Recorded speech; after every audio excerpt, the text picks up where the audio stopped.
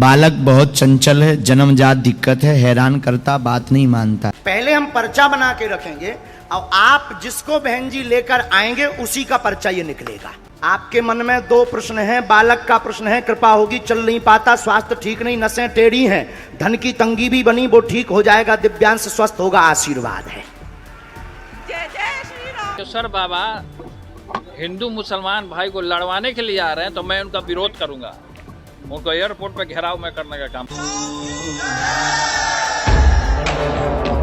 बागेश्वर बाबा दरबार में तकरीबन 10 लाख से ज्यादा लोग पहुंचे। बिहार में बाबा बागेश्वर का दरबार सजा है। बाबा फुल फॉर्म में है। बाबा बागेश्वर धाम उर्फ धीरेन्द्र शास्त्री, इनकी लोकप्रियता आज पूरे हिंदुस्तान में बहुत ही तेजी से बढ़ती जा रही है और लगातार इनकी पॉपुलरिटी बढ़ती जा रही है। और इसका आलम यह है कि अभी जब पटना में राम कथा हुई, हनुमत कथा हुई, तो वहां पर 10 लाख से ज्यादा पब्लिक इकट्ठी हो गई। 10 किलोमीटर लंबा जाम लग गया। इस सड़क पर जाम देखिए आप, 10 किलोमीटर लंबा ये पूरा जाम है। पटना से शुरू होकर ये आगे नौबतपुर का रास्ता है जहां पर बाबा की हनुमंत कथा जो है वो चल रही है। नेपाल से भी लोग उनको सुनने के लिए और उन्हें देखने के लिए पहुंचे और कथा पांडाल से ही गुरुदेव को कहना पड़ा कि सब लोग अपने घर से ही कथा सुने। इतने लोगों के लिए व्यवस्था जुटाना हमारे बस की बात नहीं है। तो दोस्तों यहाँ पर एक चीज तो समझ में आती है कि जब बड़े से बड़ा कॉमेडियन जो होता है वो अपने शो के लिए 1 महीने पहले से तैयारी करता है, प्रमोशन करता है, उसके बावजूद भी हजारों लोगों को जुटाना उसके लिए बहुत मुश्किल हो जाता है। आप क्रिकेट के अंदर, मैचेस के अंदर देख सकते हैं कि इतने बड़े बड़े खिलाड़ी होते हैं, लेजेंड होते हैं, लेकिन उनको सुनने के, उन्हें देखने के लिए भी उस मैच में 25,000 लोगों से ज्यादा जुटाना बहुत मुश्किल हो जाता है। बड़े से बड़े बाहुबली नेता, मंत्री, इनके लिए भी भीड़ को जुटाना बहुत मुश्किल हो जाता है। और एक युवा कथावाचक धीरेन्द्र शास्त्री, आज पूरे हिंदुस्तान के अंदर इतनी पॉपुलरिटी उसकी बढ़ती जा रही है कि 4 से 5 लाख लोग आज उनके कथा में सुनने के लिए आते हैं। तो कुछ लोगों के पेट में दर्द तो होता ही है और इनकी लोकप्रियता पे अलग अलग अपना अपना विरोध तो जताते ही हैं। तो दोस्तों आज के इस वीडियो के अंदर हम बात करने वाले हैं बाबा बागेश्वर धाम के रहस्यों के बारे में। क्या नमस्कार दोस्तों, मेरा नाम है संतोष यादव, स्वागत है आपका हमारे चैनल द डायमंड टॉक पे। डिटेल में आज इस वीडियो के अंदर हम बात करेंगे बाबा बागेश्वर धाम के बारे में, उनके चमत्कारों के बारे में। ये चमत्कार है या कुछ और है, पूरी बातचीत करेंगे। वीडियो में पहली बार आए हो तो चैनल को सब्सक्राइब कर लीजिएगा, वीडियो को लाइक करिएगा और वीडियो को लास्ट तक जरूर देखिएगा। शुरुआत में हम कुछ वीडियोस के बारे में बात करेंगे, कुछ ऐसे वीडियो जो मैंने देखे और उन वीडियो को देखने के बाद मुझे उस पर बहुत ही ज़्यादा आस्था बढ़ गई और मुझे बहुत ज़्यादा बिलीव होने लगा। और मुझे इन वीडियोस को देखने के बाद लगा यदि इस प्रकार से लोगों का जीवन बदल रहा है या उनके जीवन में कोई परिवर्तन आ रहा है तो फिर किसी को क्या दिक्कत हो सकती है। पहला जो वीडियो है वो ये है कि वो जब लंदन दौरे पर गए थे महाराज जी, तो वहाँ पर एक लेडीज उनके पास आती है, अपने बच्चा बीमार होता है और उसकी पर्ची में पहले से ही बाबा लिख के रखते हैं, उन्हें बताते हैं उनका बच्चा बीमार है। क्या नाम है बालक का? अगमवीर। अच्छा पढ़ो। बालक बहुत चंचल है, जन्मजात दिक्कत है, हैरान करता, बात नहीं मानता है ना। डिटेल में सारी चीजें तो आप वीडियो में देख ही रहे हैं। उनके पति का बिजनेस ठीक नहीं चल रहा है और इतना तो ठीक है, लेकिन इससे भी बड़ी बात यह हुई कि बाबा ने ये तक बोल दिया, मैं इस बात से हैरान हूँ कि उनके जो पति हैं वो उनके बेटे को लेके बाहर घूम रहे। बिजनेस बंद हो चुका है, जिसकी अर्जी लेकर के आप आई हैं, बालक कंट्रोल हो जाएगा। कोई गुरु का चित्र रखा है? जी जी जी रखा है। वो चटक गया है, चटक गया है जी, उसको अलग कर देना। अच्छा जी जी पर पड़ा है जी। तो इस वीडियो को देखने के बाद, उस महिला के आंसू देखने के बाद मुझे लगा कि जब इतना बिलीव कर सकता है कोई और, जब उसके जीवन में इतना बड़ा बदलाव आ सकता है तो फिर ऐसे में किसी को क्या प्रॉब्लम हो सकती है।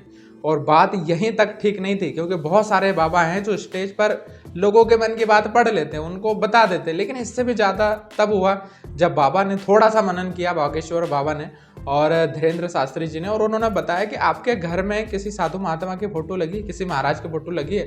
बोले हाँ। बोले वो चटक गई है, उसको निकाल दीजिए। और ये देखने के बाद तो मुझे अलग ही उनका रहस्य समझ में आया। एक और वीडियो के अंदर हमने देखा कि बाबा पहले से ही पर्ची बना के रखते हैं और एक पत्रकार को भीड़ से उठाते हैं और उन्हें कहते हैं कि आप इस भीड़ से जिसे उठाकर लेकर आओगे ये पर्चा उसी का होगा। पहले हम पर्चा बना के रखेंगे और आप जिसको बहन जी लेकर आएंगे उसी का पर्चा ये निकलेगा। होगा और होता भी बिल्कुल ऐसा ही है। वो पत्रकार जिसको भी वहां पर उठा के लेके आता है उसी की सारी समस्याएं जो है उस पर्चे के अंदर होती है। आपके मन में दो प्रश्न हैं, बालक का प्रश्न है, कृपा होगी चल नहीं पाता, स्वास्थ्य ठीक नहीं, नसें टेढ़ी हैं, धन की तंगी भी बनी वो ठीक हो जाएगा, दिव्यांश स्वस्थ होगा, आशीर्वाद है। जय जय श्री राम। अब ये चमत्कार है या सुपर पावर है, इसके ऊपर मुझे मैं तो कमेंट नहीं कर सकता, लेकिन कई लोग ऐसे हैं जो बाबा को आज भी ढोंगी कहते हैं, कई प्रकार की बातें कहते हैं, ये है वो है, तरह तरह की बातें करते हैं। पता नहीं लोगों की क्या समस्या है और क्या समस्या है, इसको लेके तो हम लास्ट में बात करेंगे ही करेंगे वीडियो में। लेकिन थोड़ा सा और आगे बढ़ते हैं तो आप देखेंगे कि कई लोग अलग अलग प्रकार से उनका विरोध तो बाबा बागेश्वर धाम का उर्फ धीरेन्द्र शास्त्री जी का कर ही रहे हैं।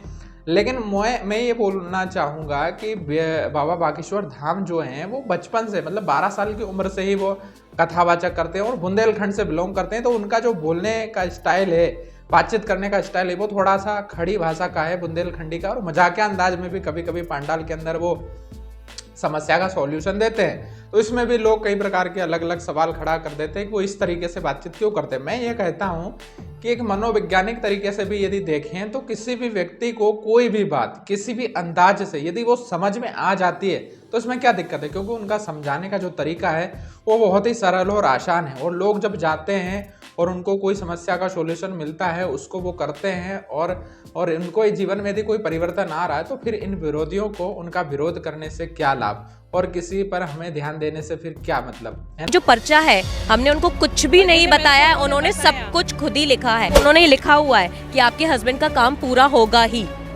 विश्वास है आपको? विश्वास है। तो थोड़ा सा और आगे बढ़ेंगे तो हम देखेंगे कि उनका समझाने का स्टाइल बहुत ही बढ़िया है, इसी तरीके से समझाते हैं। और कई लोग बोलते हैं कि वो पर्ची में बनाने से कुछ नहीं होता है। मैं बोलता हूँ चलो कुछ भी नहीं होता है, लेकिन एक विश्वास होता है। बाबा जो पर्ची बनाते हैं और पहले इसलिए दिखाते हैं ताकि सामने वाला बिलीव कर सके। और एक किताब है द सीक्रेट, उसके अंदर इसके बारे में डिटेल में लिखा है, जिसमें बार बार बताया गया फेथ के बारे में, विश्वास के बारे में, कि यदि किसी चीज के बारे में यदि आप बिलीव करते हैं और उसका विजुअलाइजेशन करते हैं तो आज नहीं तो कल वो चीज़ आपको मिल ही जाती है। और डॉक्टरों के साथ भी यही होता है। हॉस्पिटल में जाते हैं तो डॉक्टर क्या करते हैं, हमें वो भी विश्वास ही तो दिलाते हैं और हम विश्वास ही तो करते हैं, है ना। हर जगह विश्वास ही है, बिना विश्वास के तो ये दुनिया चल ही नहीं सकती।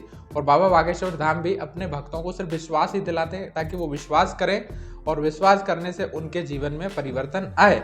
लेकिन दोस्तों मामला कुछ और ही है। मामला सबसे मेन वजह ये नहीं है कि बाबा लोगों का जीवन बदल रहे हैं, पॉपुलैरिटी बढ़ रही है और ये क्या क्या हो रहा है, ये सब उनकी समस्या नहीं है। मेन समस्या है बाबा की लोकप्रियता, कि एक सनातन धर्म का युवा बंदा इतना तेजी से कैसे आगे बढ़ सकता है, सनातन की पताका लेके आगे कितना तेजी से कैसे जा सकता है। हमारे देश और देश से बाहर भी एक गैंग है जो सनातन धर्म को बदनाम करने के लिए का कोई भी मौका नहीं छोड़ती। और हर साधु महात्मा जो पॉपुलर होता है उसके पीछे ये लोग लग जाते हैं और किसी भी तरीके से सनातन धर्म को बदनाम करने का ये एक भी मौका नहीं छोड़ते। अब वो अपना विरोध करते रहेंगे, लेकिन मेरा तो यही कहना है कि यदि किसी की बात को सुनने से, इम्प्लीमेंट करने से और आपको अच्छा लगता है तो उसको इम्प्लीमेंट करिए और अपने जीवन में बदलाव होता है तो उसको मानिए, क्योंकि विश्वास तो करना ही पड़ेगा, है ना। क्योंकि अगले पल का भरोसा नहीं है, लेकिन उसके बाद भी भरोसा तो हमें करना ही पड़ता है और भरोसा करके ही हम अपने पूरे जीवन को जो है यहाँ पर जी सकते हैं। लेकिन कुछ गैंग हैं, कुछ लोग हैं जो सनातन धर्म को बदनाम करने का कोई भी मौका नहीं छोड़ते और वो लगातार अपना प्रयास करते रहते हैं। लेकिन भक्तों से मेरा यही कहना है कि आप अपना प्रयास करते रहिए, आप अपनी आस्था को मजबूत करते रहिए। यदि बाबा बागेश्वर धाम में जाने से आपके जीवन में यदि कोई परिवर्तन हो रहा है तो आप उससे जुड़े रहिए। हालांकि ये बात अलग है कि अन्य धर्मों के अलावा भी सनातन धर्म के भी कुछ साधु संत ऐसे हुए जो गलत कृत्यों में कृत्य करते हुए पकड़ाए गए हैं और कृत्य करते हुए पकड़ाए गए हैं और जिनके ऊपर कई आरोप लगे हैं। लेकिन हम सब के बारे में एक जैसा तो नहीं सुन सकते और जो बातें हम वहाँ सीख के आते हैं वो बहुत इंपॉर्टेंट होने वाली है। क्योंकि व्यक्ति पर ध्यान मत दीजिए, व्यक्ति की बातों पर ध्यान दीजिए तो निश्चित रूप से हमारा जीवन सुखमय और सफल होगा। आज के वीडियो में इतना ही। अगले वीडियो में फिर सुपर संडे में किसी अलग एपिसोड में अलग शो लेके आएंगे और बात करेंगे। याद रखिएगा दोस्तों, हर दिन हमारे चैनल पर एक वीडियो प्रतिदिन आता है, अलग अलग टॉपिक पर पूरे दिन, सातों दिन। इसलिए चैनल को सब्सक्राइब कर लीजिएगा, हमें सपोर्ट करिएगा, लाइक करिएगा, इस वीडियो को ज़्यादा से ज़्यादा शेयर करिएगा। मिलते हैं नेक्स्ट वीडियो में, तब तक के लिए जय हिंद, जय भारत। आप सभी लोगों को जय श्री राम, जय हनुमान जी महाराज।